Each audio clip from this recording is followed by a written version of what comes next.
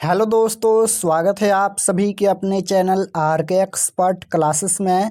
तो यदि आप भी 20 फरवरी को सामाजिक विज्ञान का फाइनल परीक्षा देने वाले हैं तो आपके लिए क्लास काफ़ी महत्वपूर्ण है, क्योंकि अभी के इस क्लास में 20 फरवरी फाइनल परीक्षा के लिए सोशल साइंस यानी सामाजिक विज्ञान के वैसे ऑब्जेक्टिव क्वेश्चन देखेंगे जो आपके 20 फरवरी के फाइनल परीक्षा में पूछा जाएगा। तो आप लोग से रिक्वेस्ट है कि आप लोग इस क्लास को पूरा वॉच कीजिएगा। इस क्लास में हम लोग टोटल 80 क्वेश्चन देखेंगे और आपके फाइनल परीक्षा में भी सोशल साइंस के एग्जाम में 80 क्वेश्चन पूछा जाएगा। तो इस क्लास में भी हम लोग टोटल 80 क्वेश्चन देखेंगे। तो आप लोग 80 में 80 क्वेश्चन तक बने रहिएगा। तो चलिए हम बिना देर किए क्लास को स्टार्ट करते हैं। यहाँ पर देख सकते हो सेकेंडरी स्कूल एग्जामिनेशन 2025 वार्षिक यानी फाइनल परीक्षा के लिए ये सोशल साइंस यानी सामाजिक विज्ञान का क्वेश्चन पेपर है। विषय कोड भी 100% यही रहेगा। सामाजिक विज्ञान का 111 प्रथम पाली में एंड द्वितीय पाली में 211 रहेगा। आप लोग का एग्जाम सामाजिक विज्ञान के पूरे 80 नंबर का होगा, क्योंकि 20 नंबर का प्रैक्टिकल का एग्जाम होता है और समय 2 घंटा 45 मिनट का ही मिलेगा। तो आइए फर्स्ट क्वेश्चन पर चलते हैं। पहला नंबर क्वेश्चन यहाँ पर हिस्ट्री का पूछा गया है कि इटली के एकीकरण का जनक कौन है। बताना है कि इटली के एकीकरण का जनक कौन है। तो बिल्कुल आपको याद रखना है कि इटली के एकीकरण का जनक कौन है। तो मेजनी है। ऑप्शन नंबर सी बिल्कुल राइट आंसर हो जाएगा। फर्स्ट क्वेश्चन का right answer option number C होगा। जर्मन राइन राज का निर्माण किसने किया था। तो जर्मन राइन राज का निर्माण किसने किया था। नेपोलियन बोनापार्ट ने। ऑप्शन नंबर ए बिल्कुल करेक्ट आंसर हो जाएगा। क्वेश्चन नंबर 3 है कि गैरीबाडी पेशे से क्या था। तो गैरीबाडी पेशे से नाविक था। ऑप्शन नंबर डी में दिया गया है। ऑप्शन नंबर डी बिल्कुल राइट आंसर होगा। यूरोप का मरीज किसे कहा जाता था। तो आप जानते हैं कि यूरोप का मरीज तुर्की को कहा जाता था, यानी right answer option number C हो जाएगा। कार्ल मार्क्स का जन्म कहाँ हुआ था। तो कार्ल मार्क्स का जन्म आप जानते हैं कि जर्मनी में हुआ था। ऑप्शन नंबर बी बिल्कुल राइट आंसर होगा। क्वेश्चन नंबर 6 पूछा गया है, रूस में बोल्शेविक क्रांति कब हुई थी। रूस में बोल्शेविक क्रांति कब हुई थी, यही क्वेश्चन पूछा गया है। तो बिल्कुल आपको याद रखना है कि रूस में बोल्शेविक क्रांति 1917 में हुई थी। ऑप्शन नंबर ए बिल्कुल राइट आंसर होगा। वार एंड पीस के पुस्तक के लेखक कौन है। वार एंड पीस पुस्तक के लेखक कौन है। तो बिल्कुल राइट आंसर क्या हो जाएगा। आपको याद रखना है कि वार एंड पीस के पुस्तक के लेखक लियो टॉल्स्टॉय हैं। ऑप्शन नंबर सी बिल्कुल राइट आंसर हो जाएगा। क्वेश्चन नंबर 8 पूछा गया है कि 1917 को रूसी क्रांति के समय रूस का जार कौन था। 1917 को रूसी क्रांति के समय रूस का जार कौन था। तो इसका राइट आंसर आपको याद रखना है, ये हो जाएगा निकोलस द्वितीय। ऑप्शन नंबर डी में दिया गया है। ऑप्शन नंबर डी बिल्कुल राइट आंसर हो जाएगा। अंकुरवाट का मंदिर कहाँ स्थित है। तो अंकुरवाट का मंदिर कंबोडिया में स्थित है। और अंकुरवाट के मंदिर में किस हिंदू देवता का मंदिर है। तो विष्णु आपको याद रखना है। अंकुरवाट का मंदिर का निर्माण किसने करवाया। तो सूर्यवर्मन द्वितीय ने। तो अंकुरवाट का मंदिर कहाँ स्थित है, कंबोडिया में स्थित है।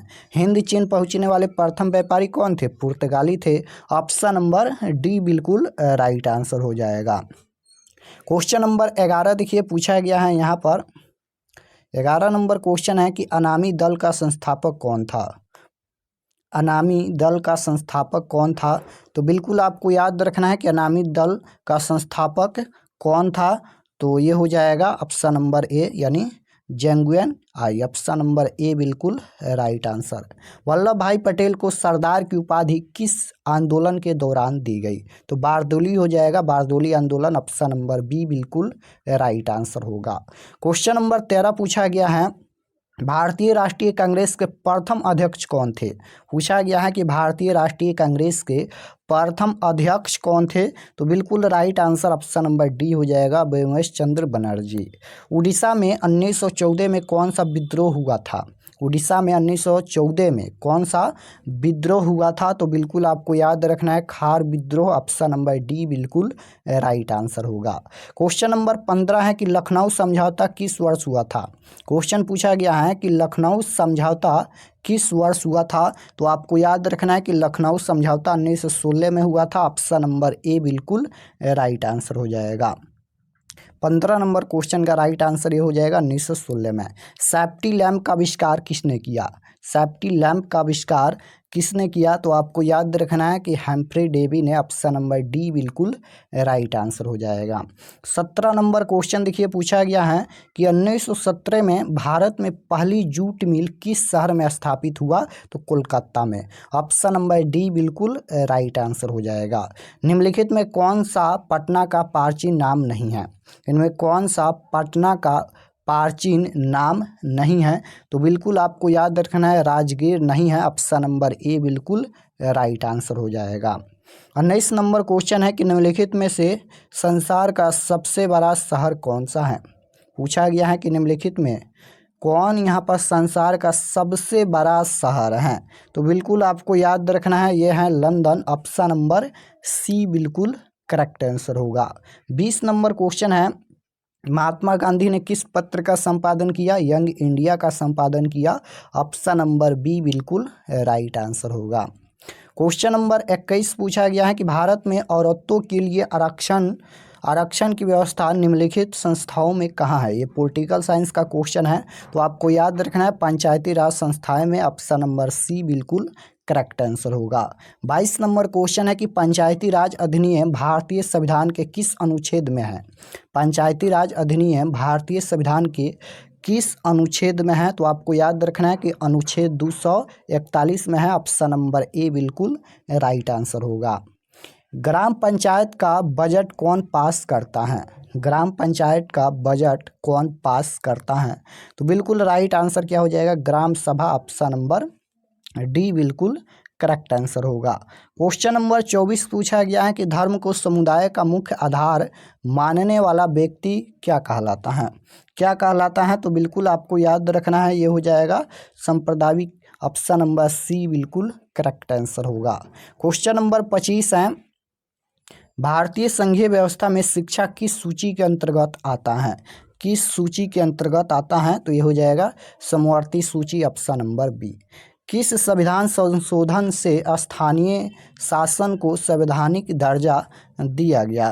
तो बिल्कुल आपको याद रखना है 73वां और 74वां हो जाएगा। ऑप्शन नंबर ए बिल्कुल राइट आंसर। संसदीय व्यवस्था में सरकार कितने स्तरों की होती हैं? कितने स्तरों की होती हैं? तो त्रिस्तरीय हो जाएगा। ऑप्शन नंबर ए बिल्कुल करेक्ट आंसर होगा। 28 नंबर क्वेश्चन है कि बिहार में नगर निगमों की संख्या कितनी है? तो 17 है। Option number C right answer. Bharatvarsh के सबसे पुराना राजनीतिक दल कौन सा है? भारतवर्ष के सबसे पुराना राजनीतिक दल कौन है? तो बिल्कुल राइट आंसर आपको याद रखना है कि सबसे पुराना राजनीतिक दल कौन है? कांग्रेस है। ऑप्शन नंबर डी बिल्कुल राइट आंसर। 30 नंबर क्वेश्चन है सूचना का अधिकार किस प्रकार का अधिकार है? सूचना का अधिकार किस प्रकार का अधिकार है? तो राइट आंसर सी हो जाएगा वैधानिक। इनमें कौन निर्धारण करता है कि कौन दल क्षेत्रीय है या राष्ट्रीय? कौन निर्धारण करता है? तो बिल्कुल राइट आंसर आपको याद रखना है निर्वाचन आयोग। Option number B. हिंदी को राष्ट्रभाषा बनाने के विरोध किस राज्य में आंदोलन की शुरुआत हुई थी? तो ये हो जाएगा Andhra Pradesh. Option number A बिल्कुल राइट आंसर हो जाएगा। 33 नंबर क्वेश्चन देखिए पूछा गया है कि लोकतंत्र जनता का जनता के द्वारा, लोकतंत्र जनता का जनता के द्वारा तथा जनता के लिए शासन है, यह कथन किसका है या किसने कहा था? अब्राहम लिंकन ने। ऑप्शन नंबर बी बिल्कुल राइट आंसर हो जाएगा। 34 नंबर क्वेश्चन है कि लोकतंत्र का प्राण किसे कहा जाता है? राजनीतिक दल को। ऑप्शन नंबर सी बिल्कुल राइट आंसर होगा।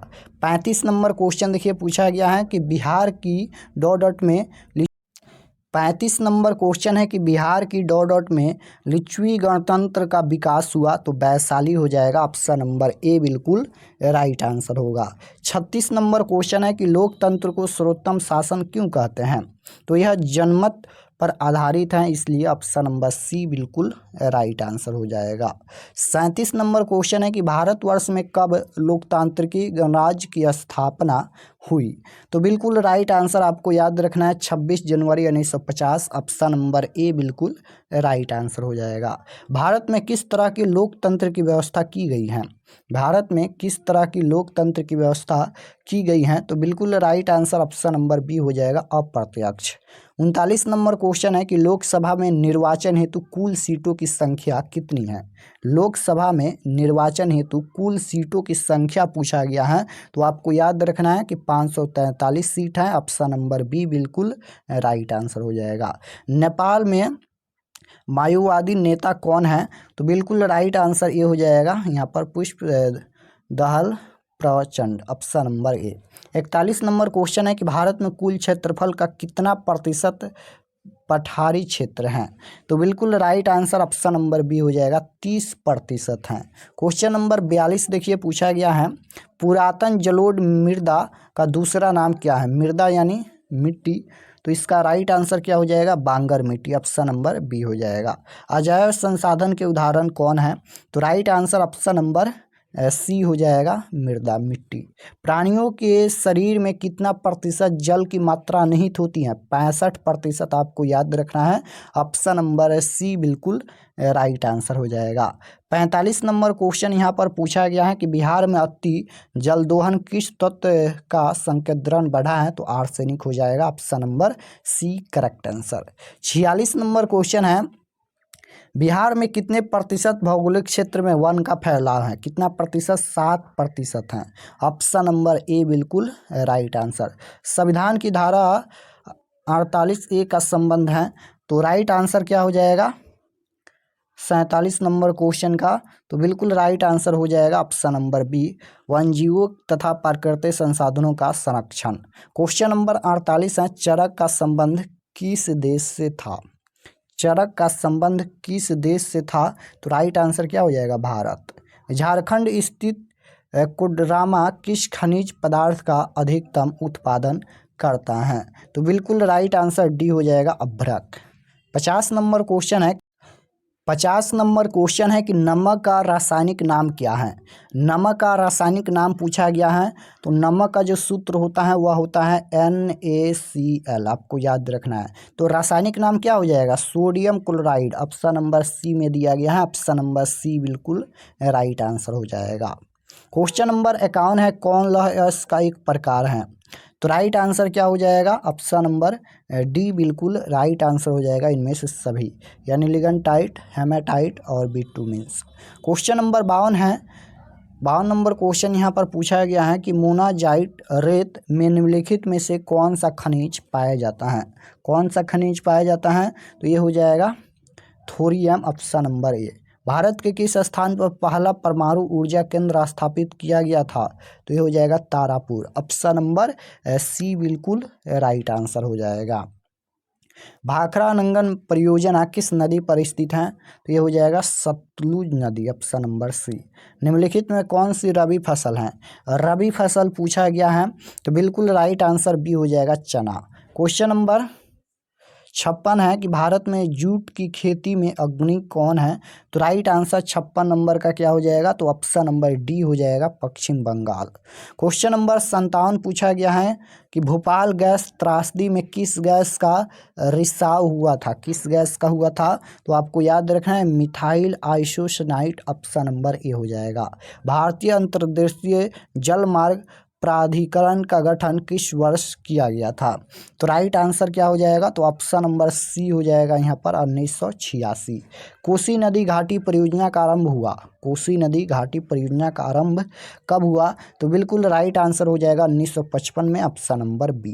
क्वेश्चन नंबर 60 है, महासागर के तली पर होने वाले कंपन को किस नाम से जाना जाता है? किस नाम से जाना जाता है? तो ये हो जाएगा सुनामी के नाम से।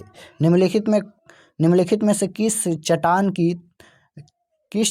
की तह में खनिज जमा होता है? तो बिल्कुल राइट आंसर क्या हो जाएगा? तो ऑप्शन नंबर ए हो जाएगा यहाँ पर, कायांतरिक चट्टान। क्वेश्चन नंबर 62 है। सौर ऊर्जा निम्नलिखित में कौन सा साधन है? तो सौर ऊर्जा यह पुनः पूर्ति योग्य है यानी नवीकरणीय संसाधन है। ऑप्शन नंबर सी बिल्कुल राइट आंसर। भारत मुख्यतः किस ऊर्जा स्रोत पर निर्भर है? भारत मुख्यतः किस ऊर्जा स्रोत पर निर्भर है? तो बिल्कुल right answer option number A हो जाएगा कोयला। 64 नंबर क्वेश्चन देखिए पूछा गया है कि सिंगरौली कोयला क्षेत्र किस राज्य में है? तो बिल्कुल राइट आंसर 64 का ऑप्शन नंबर डी हो जाएगा मध्य प्रदेश। रबर का मुख्यतः उत्पादक राज्य कौन है? रबर का मुख्यतः उत्पादक राज्य कौन है? तो इसका राइट आंसर बी हो जाएगा केरल। निम्नलिखित में कौन सा उद्योग कृषि पर आधारित नहीं है? इनमें कौन कृषि पर आधारित नहीं है? तो सीमेंट उद्योग नहीं है। ऑप्शन नंबर ए बिल्कुल करेक्ट आंसर होगा। 67 नंबर क्वेश्चन है कि निम्नलिखित में से कौन सा जन संचार का उदाहरण है? तो बिल्कुल right answer option number D हो जाएगा आकाशवाणी। क्वेश्चन नंबर 68 है कांवर झील बिहार के किस जिला में स्थित है? कांवर झील बेगूसराय में स्थित है। ऑप्शन नंबर सी बिल्कुल राइट आंसर हो जाएगा। बिहार की पहली रेल लाइन थी, कौन थी? तो बिल्कुल right answer option number B हो जाएगा ईस्ट इंडिया रेल मार्ग। क्वेश्चन नंबर 70 है अस्तर रंजन विधि के अंतर्गत मानचित्रों में हरे रंग के किस भाग को दिखाया जाता है? किस भाग को दिखाया जाता है? तो ये हो जाएगा मैदान। ऑप्शन नंबर सी बिल्कुल राइट आंसर हो जाएगा। 71 नंबर क्वेश्चन है प्राथमिक क्षेत्र का संबंध किससे है? कृषि से। Right answer option number A हो जाएगा। क्वेश्चन नंबर 72 है कि भारत में किस प्रकार की अर्थव्यवस्था पाई जाती है? तो भारत में मिश्रित अर्थव्यवस्था है। ऑप्शन नंबर सी बिल्कुल राइट आंसर हो जाएगा। न तो पूंजीवादी हैं, न तो सामंतवादी हैं, न ही समाजवादी हैं, सभी थोड़ा थोड़ा है, इसलिए मिश्रित अर्थव्यवस्था। भारत की प्रति व्यक्ति आय से बिहार की प्रति व्यक्ति आय क्या है? तो राइट आंसर क्या हो जाएगा? क्वेश्चन ये है कि भारत की प्रति व्यक्ति आय से बिहार की प्रति व्यक्ति आय क्या है? अधिक है या कम है? तो राइट आंसर क्या हो जाएगा 73 नंबर का? तो कम है। ऑप्शन नंबर बी बिल्कुल राइट आंसर है। मुद्रा का मुख्यतः कार्य क्या है? मुद्रा का मुख्य कार्य पूछा गया है। तो right answer option number B हो जाएगा मूल्य का मापक। क्वेश्चन नंबर 75 है व्यावसायिक बैंक अपने ऋणों पर डॉट। तो राइट आंसर 75 नंबर का क्या हो जाएगा? ब्याज लेते हैं। ऑप्शन नंबर ए हो जाएगा। तृतीय क्षेत्र को कहा जाता है, तृतीय क्षेत्र सेवा क्षेत्र को कहा जाता है, प्राथमिक क्षेत्र कृषि क्षेत्र को कहा जाता है, औद्योगिक क्षेत्र द्वितीय क्षेत्र को कहा जाता है। आपको तीनों याद रखना है। नई आर्थिक नीति की घोषणा की गई। नई आर्थिक नीति की घोषणा कब की गई? तो 1991 में। ऑप्शन नंबर बी बिल्कुल राइट आंसर हो जाएगा। 78 नंबर क्वेश्चन है कि भारत के कुल घरेलू उत्पादन यानी जीडीपी में सबसे अधिक योगदान है तो तृतीय क्षेत्र का है। ऑप्शन नंबर सी बिल्कुल राइट आंसर हो जाएगा। भारत में योजना आयोग का गठन कब किया गया था? 15 मार्च 1950 को। ऑप्शन नंबर ए बिल्कुल राइट आंसर हो जाएगा। 80 नंबर क्वेश्चन पूछा गया है कि भारत में पहली पंचवार्षिक योजना की अवधि कौन सी थी? तो राइट आंसर क्या हो जाएगा? क्वेश्चन पूछा गया है कि भारत में पहली पंचवर्षीय योजना की अवधि कौन सी थी? तो बिल्कुल राइट आंसर क्या हो जाएगा? 1951 से 1956 तक। ऑप्शन नंबर बी बिल्कुल राइट आंसर हो जाएगा। तो यहाँ पर हम लोग क्लास 10th सोशल साइंस के टोटल 80 क्वेश्चन देखे हैं। आप लोग कमेंट में ज़रूर बताना कि आप लोग का कितना प्रश्न सही हुआ, कमेंट में ज़रूर बताना। और चैनल पर नए होंगे तो चैनल को ज़रूर सब्सक्राइब कर लीजिएगा ताकि आने वाले नेक्स्ट क्लास आपके पास ज़रूर पहुँचे, क्योंकि अब फाइनल परीक्षा का समय बहुत ही कम बचा है। इसलिए आप लोग से रिक्वेस्ट है कि जो भी क्लास हो रहा है इस चैनल पर आप लोग सभी क्लास को ज्वाइन कीजिए।